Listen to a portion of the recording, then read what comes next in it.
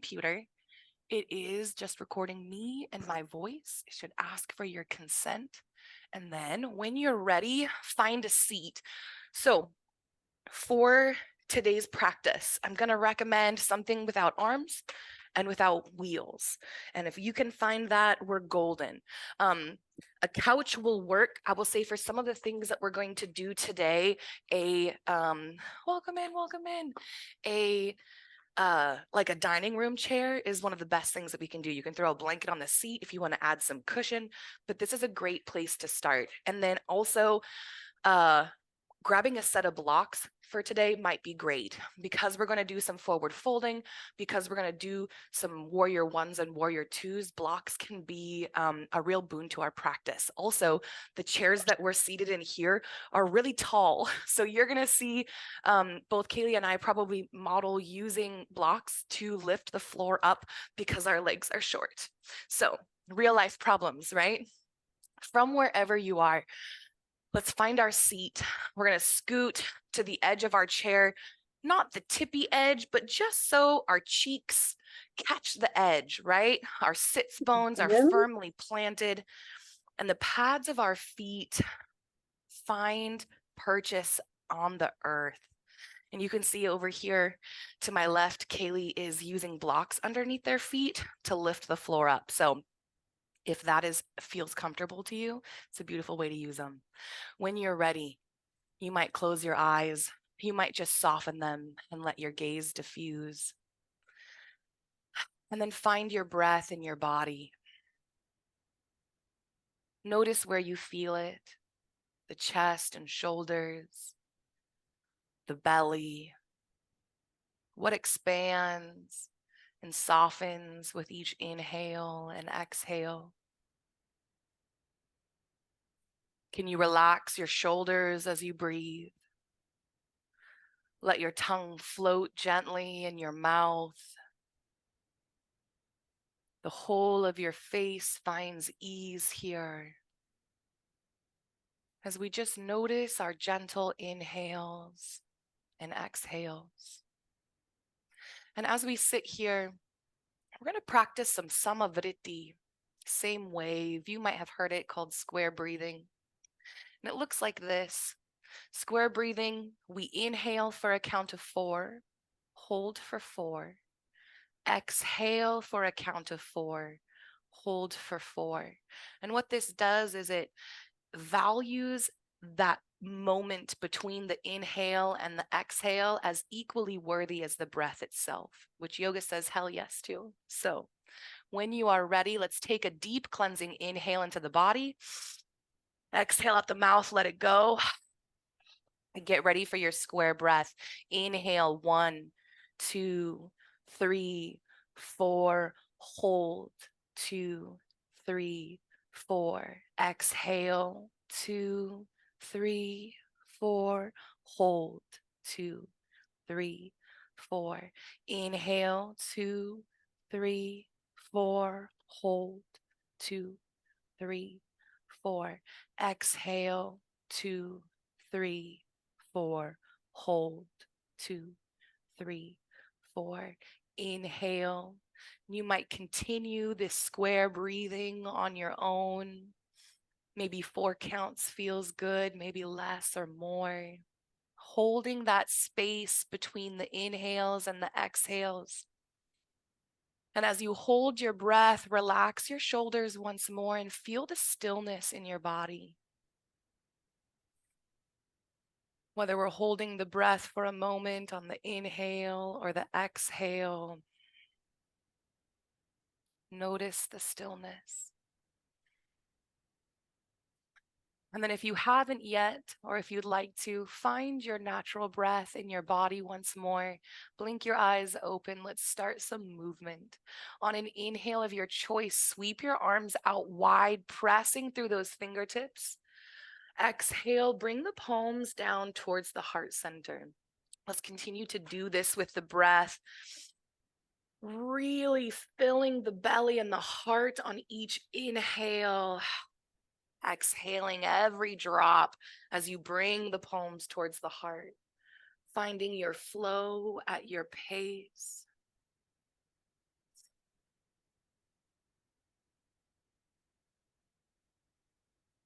And then on your next inhale, pause with your arms outstretched skyward. We're going to find temple mudra. So interlacing the fingers, and then we're going to extend our pointer fingers out. And this is a very westernized thing, calling it temple mudra. If you were to go to South Asia, they would call this the Kali mudra. And Kali is a representation of one of the female deities, one of the forms of feminine divine energy.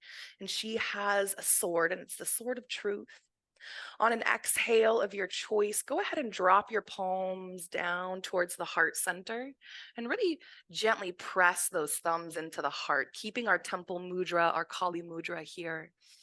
And just breathe. Each inhale, feel those thumbs pressing gently into the heart center.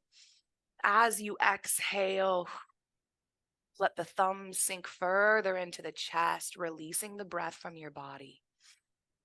Kali is the greatest warrior in the universe, not the greatest female warrior, the greatest warrior. And we talked about this on Monday. And she carries the sword, and we call it the sword of truth. And why is truth a sword? That seems scary. But the reality is that truth is scary. Carl Jung, a psychologist, told us that if lies wouldn't make sense if the truth weren't at least a little dangerous. And so here we are with our sword of truth. And what is truth? Breathing into the heart center, we often think, oh, don't lie, don't cheat, right? Tell the truth. But we can take it a step further, and we should.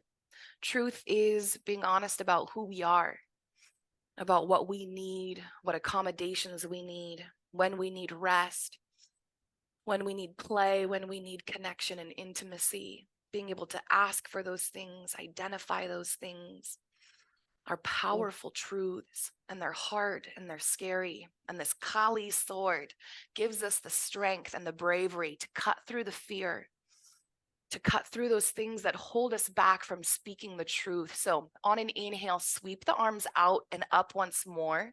As you exhale, find your Kali mudra and just imagine bringing it down to the heart center, that sword slicing through all of the BS that keeps us from our truth. And then moving with the breath.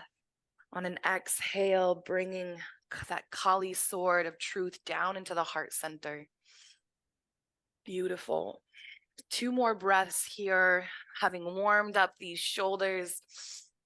Each inhale, we reach the top of the head, finding that length. And then when you're ready, relax your arms down by your sides. We're going to start a sun salutation flow. To do that, we'll find our seated Tadasana, right where we started. The catch here is that I'm going to widen my knees wide enough to fit my belly comfortably when I come down for a fold. So we're going to do some seated sun salutations, some seated Surya Namaskar. On an inhale, once more, sweep the arms out and up. As you exhale, you might plant the palms atop the thighs, or you might let them float as we fold our heart center down towards the earth. The palms atop the thighs can really help support the low back and the upper body. Taking a moment here, let the heart center melt between the thighs. Let the heart grow heavy towards the earth. And then maybe even relax the top of your head down, softening through the jaw, pressing strong through the pads of your feet, right? We keep the legs gently engaged to support our upper body.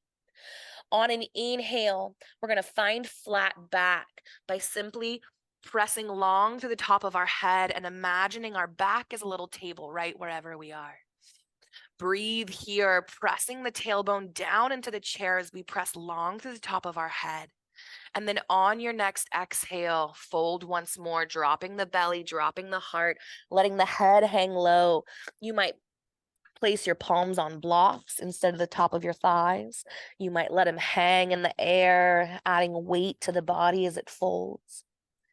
And then when you're ready, we're going to rise up, but we're going to do it responsibly, right? We're going to be good to our bodies, kind to our joints. So press strong to the pads of your feet. Feel the legs engage without moving your body. And then on an inhale, we're going to rise up tall into our seat. Beautiful. Wonderful. Let's do that again. And then we're going to add a little vinyasa into our sun salutation. So on an inhale of your choice, keeping these legs wide enough for the belly, sweep the arms out and up. Exhale, fold, supporting your body where it feels good. Inhale, rise up into that flat back. Hold here for a breath or two. Pressing long through the spine, and then on an exhale of your choice, sink that heart center back down to a fold. Inhale, press strong through the feet, rise up, sweeping the arms with you. We're going to come into our chaturanga, or our plank pose. And we do that by extending the legs out long. And then keeping the arms swept up overhead. You might find your Kali Mudra, once more interlacing those fingers. And then you decide how you take your plank. Upright brings ease to the core of the body. The further that we lean back, the more challenging this becomes. And so breathe here. My body is shaken already. And we let it. The body shakes. If it's not painful, we're just releasing stuck energy, releasing pent up energy. We let it go. Beautiful. On an inhale of your choice, we're going to find Cobra by reaching up to the top of our head. We're sitting up in our chair now, and we're going to arch our back, pressing our fingertips towards the wall behind us. And I'm going to turn towards the side so you can see me. Whoop. But my legs are still extended-ish, and I've got an arch in my back. Cobra opens up the front line of the body. We lift our heart skyward, breathing deep into the heart. And then from here, finding Adho Mukha Svanasana, downward facing dog with legs extended, arms extended. We're just going to lower slowly until we find this V shape with our body. Our hips are the hinge. And you might have your temple mudra, you might leave the arms extended, but here you are, Adho Mukha Svanasana. From our Adho Mukha Svanasana, we move into our forward fold. So bring the knees, bend the knees in, plant the feet. On an exhale, come into your fold, supporting your body where it feels good. Hang out for a moment, for a breath or two. On an inhale, reach up, find that flat back. Exhale, fold back down as much or as little feels good. And then when you're ready, on a big inhale, press strong through the pads of the feet, rise up tall. Let's do that flow one more time. Finding your seat. Planting the feet, making room for the belly in your Tadasana, pressing down through those sits bones, rising tall to the top of your head, finding your strength. Breathing that truth into your heart center that no one can take away from you, a truth that you deserve to have honored, that you are worthy of asking for or telling. On an inhale, sweep those arms out and up if it feels good. Exhale, fold the belly down, let the heart melt. Inhale, find that flat back. Exhale, surrender to the fold. On an inhale of your choice, and when you are ready, press strong through the feet, sweep the arms up wide, extend those legs out, finding our plank. Breathe here for 3 breaths. Maybe you sink back little by little, challenging the core. Maybe you just hang out where you are, like me, because the challenge is enough. Beautiful. On an inhale of your choice, rise up tall, arch that back, lift through the heart. Imagine the whole front body opening wide. We're undoing all of that hunching, staring at our phones, all of that smallness that we feel inside, breathing into our heart center, holding our sword of truth high. And then when you're ready, Adho Mukha Svanasana, finding that V shape in the body. And if you're in Adho Mukha Svanasana and you want a little more, you might lean back and lift the feet instead. Ooh, that's very hard, right? Yeah. All right, from downward dog. If we were standing on our mat, we would step forward into a forward fold. So I'm going to bend my knees. Exhale, come down into the fold. Inhale when you're ready to a flat back. Exhale, surrender to the fold. And then when you're ready, hanging out for as long as you like, press strong through the pads of your feet. Use that strength to rise back up. Beautiful. From here, we're going to find an Anjaneyasana on our seat. And so I'm going to take my left leg and I'm going to step it on over towards my left. And this is the beauty of not having an arm on your chair. If you're on the couch, you just sort of scoot it as close as you can, right? So to find a powerful Anjaneyasana, you can see that my thigh isn't fully supported by my seat. So what I'm going to do is I'm going to scoot back in my chair. So the crotch of my knee, that's the only way I can describe it, is hanging out on the edge of the chair. My thigh is now fully supported. The chairs are high, so I can't touch the ground. I'm going to grab a block and use my tool to lift the floor up.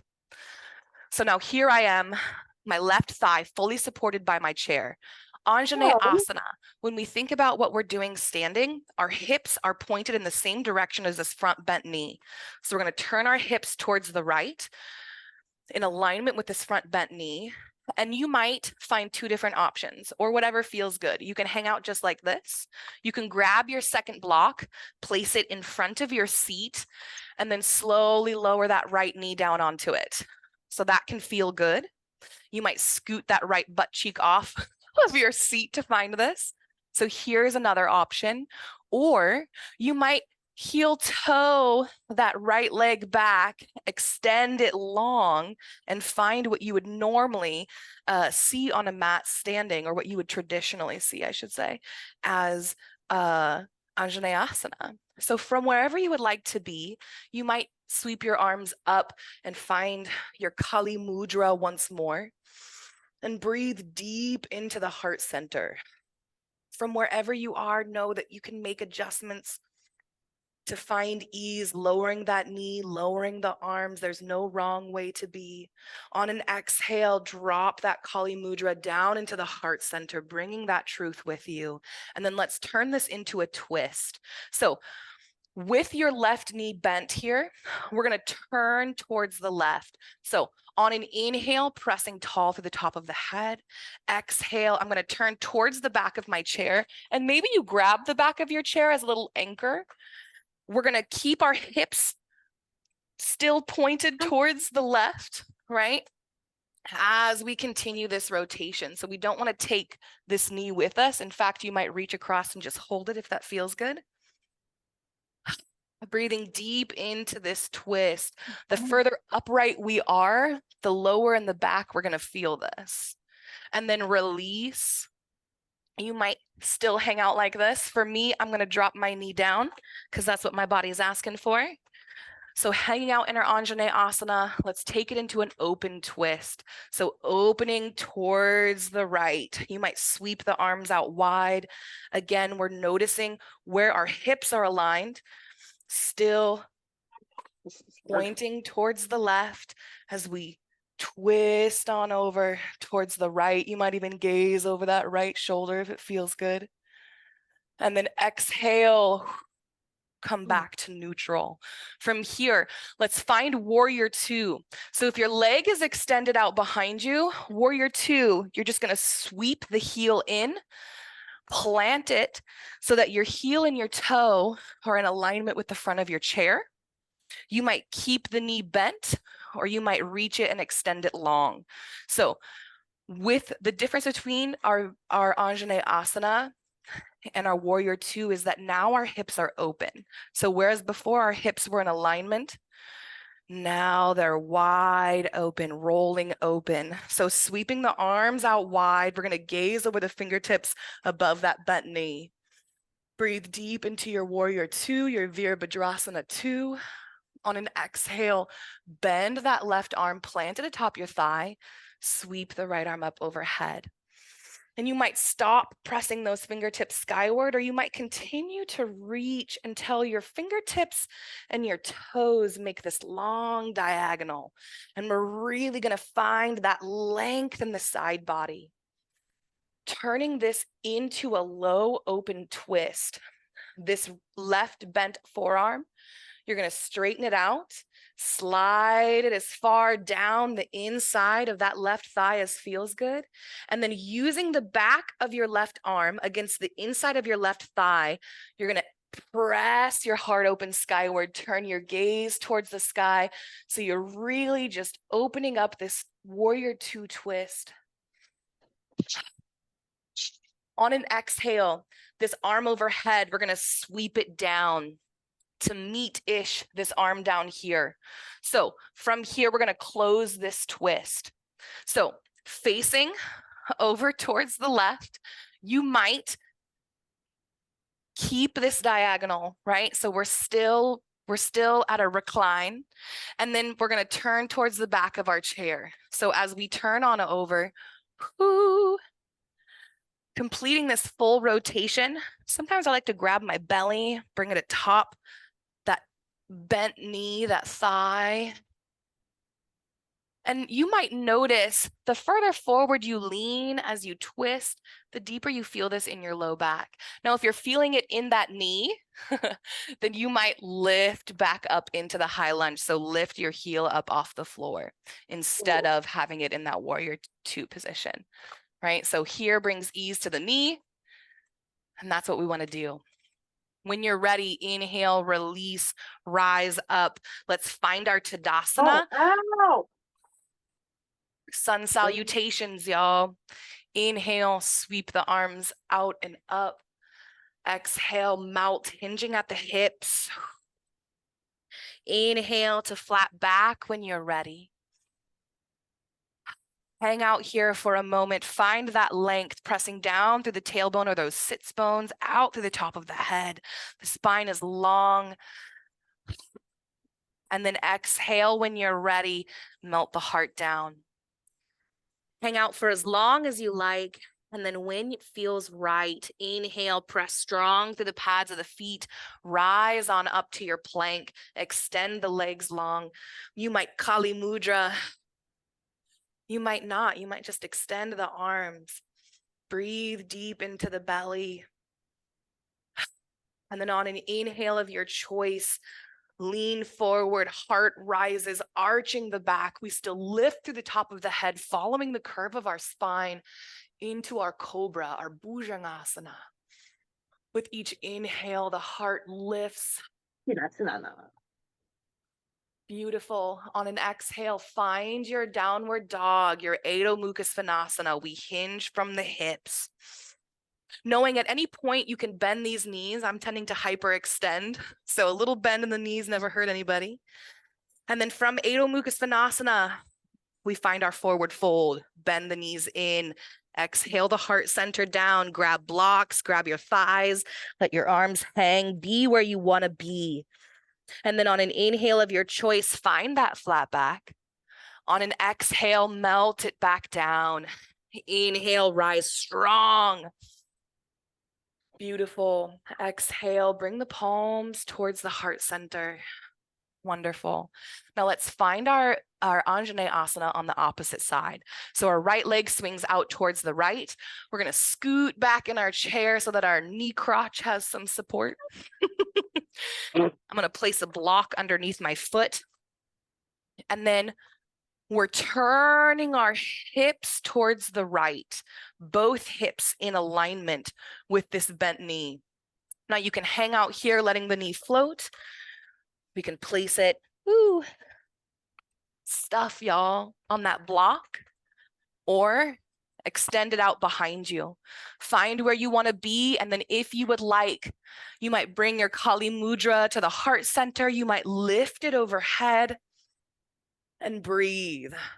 Anjaneyasana, the myth of Anjaneya. She was a yogi who wanted to have a family, and she couldn't.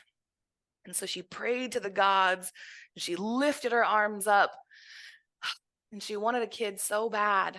And the gods heard her, Vayu, the god of air. And so he sent little birds with little grains of rice. And the little birds came and dropped the rice into her mouth. And the myth is that she reached up just like this for the gifts that she asked for. She asked for what she needed. She reached up and took it. On an exhale, bring the palms towards the heart center. And then she received it. So from here, let's find our closed twist. On an inhale, find that length through the spine. Exhale, we're going to twist on over towards the back of our chair. Again, you can lift your belly atop the thigh as you twist. So she took the grains of rice and she ate them, and she tried not to be disappointed because that's not what she asked for. And she just held space for her worthiness, for what she deserved, for what she desperately wanted, for what she asked for. And even though it didn't come in the shape that she expected, go ahead and release back to neutral. And then when you're ready, open this twist up towards the left, keeping those hips in alignment. That left hip is going to want to open up. We're going to close that bad boy right back up. So, and the story goes that she ended up having a baby, and he becomes Hanuman, one of the greatest legends in Hinduism, or myths in Hinduism, which we'll talk about more tonight. All right, so from here, warrior two, right? We're gonna take this back heel, we're gonna curl it inward, plant the whole of the foot. So now we're opening up the hips wide. We're facing in the same direction as the front of our chair, and we'll sweep those arms out wide once more.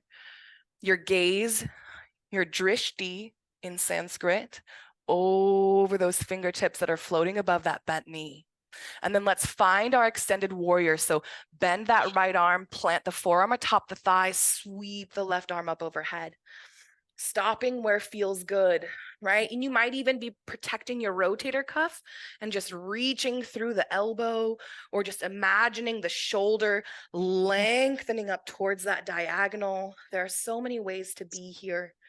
And if you'd like to open this up, extend that right arm long, find the anchor between the back of the right arm and the inside of that right thigh. I'm going to use it to twist the heart center towards the sky. Let the gaze of your eyes follow. Breathe deep into the belly. And then on an exhale, sweep that left arm down to meet the right. We're going to stay here in this reclined position, or inclined, reclined, meh, and then twist the opposite direction. So twisting the direction of the chair, and notice my belly's in the way. I'm just going to pull it atop my thigh and continue my rotation. Breathing deep. We want to really focus on this left leg, rolling that thigh open, because as you twist closed, as you twist towards the back of your chair, your knee is going to want to follow and close. So keeping it open, knowing that it restricts our range of motion, and that's okay. We're here for it. And then when you're ready, release from this, rise back up into your warrior two, and let's go through our sun salutation.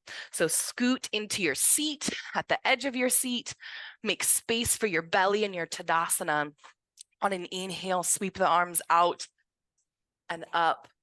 Exhale, fold however you find delight. On an inhale, rise to your flat back. Exhale, fold once more, hang out. Let the head hang heavy if it feels good. Using blocks for the arms if it feels good. Let the belly hang towards the earth. We're finding this fold in our hips alone, stretching that low back. And then when you're ready, pressing strong to the pads of the feet, engaging the legs. On an inhale, rise up strong into your plank. However you want to do it, maybe a little more, maybe a little less. Maybe you found your sweet spot last time and you want to stick there. But we're going to breathe here for a moment. We're going to let the body shake. Just because it's in a chair doesn't make it easy, y'all, right? And we can do this. We are powerful and strong and capable of choosing what our body needs, whether it's a challenge or rest. On an inhale of your choice, find your cobra, leaning forward with the heart, arching the back, pressing those fingertips behind you as the heart presses forward and up. Breathing deep into that heart center, and then on an exhale of your choice, finding your downward facing dog, your Adho Mukha Svanasana. Breathe and be, pressing through those fingertips, pressing strong through the pads of our feet. And then on an exhale of your choice, bend those knees in, find your fold. This is it, guys. This is it. On an inhale, flat back when you're ready. Exhale, bring it all down, let it all go. It's our last fold for the day. Maybe you give the head a little jiggle if it feels good. And then engaging those legs, pressing strong through the pads of the feet. We use that strength on an inhale to rise up strong. Beautiful, wonderful, wonderful. All right, let's take a minute or two just to calm our body and our minds in a final Shavasana. So scooting back in the edge of our seats, supporting our thighs as much as possible. I'm going to grab blocks for underneath my feet because that is the only way I won't look like a third grader. And then let the spine rest. Maybe you can relax the head back if that feels good. Maybe you let it fall forward. If you've got a blanket, you can wrap it around your neck here. Our goal is effortlessness. Our goal is a minute of melting and letting go. And if the legs fall open wide, let them. If the belly drops low, let it. If the arms sag, let them. We're not here to engage a single muscle that we don't have to survive. We're here to melt, to let go of it all, and to be. Maybe you find your breath once more, noticing the rise and the fall, the coolness of the inhale as it enters the mouth or the nose. Maybe you've noticed the warmth of your breath as you exhale. Seeking out any muscles in the body that are clenching or tensing in the belly or the shoulders, in the glutes, the calves, even down in your ankles and toes. We seek out tension and we let it go.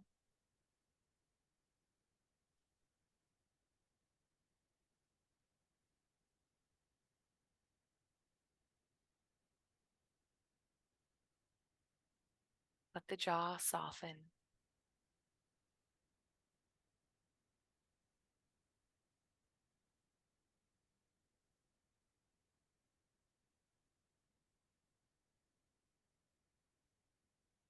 When you're ready, you might rub the pad of your thumbs against your fingertips, noticing what that feels like, right? We're not in a rush. Our reawakening can be as much of a yoga practice as the breath and the postures. And so we invite our mind to notice the tiniest of sensations. Maybe you curl the toes in and then press them long, stretching them wide. You might do that a few more times. That's just good for the feet. You might invite that movement up into the arms and the legs. Finding an intuitive awakening that works for you. What movement does your body say yes to? And the only way that we can explore intuitive movement is by being willing to screw it up. By being willing to uncover what actually works through us, for us, through trial and error. So once you feel like you've reawakened your form, you might scoot once more to the edge of your seat, plant the pads of those feet once more. Feel the pressure of your sits bones down on the pad of your seat as your inhale lifts the spine long. And then you might bring the palms together at the heart center in your Kali Mudra. Pointer fingers, extended long fingers interlaced, breathing into the heart center. We remember that Satya, truth, is the second of the Yamas. The first Yama is nonviolence.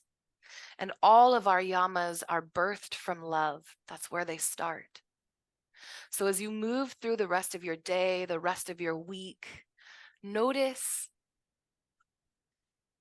what is truth for you, how you want to express yourself, the needs that you need met. And as you move through the discovery of your truth, it's an imperfect discovery. We do it leading with love. Thank you for practicing with me today. The light and the dark in me sees the light and the dark in you, and we are the same. All right, y'all, we did it.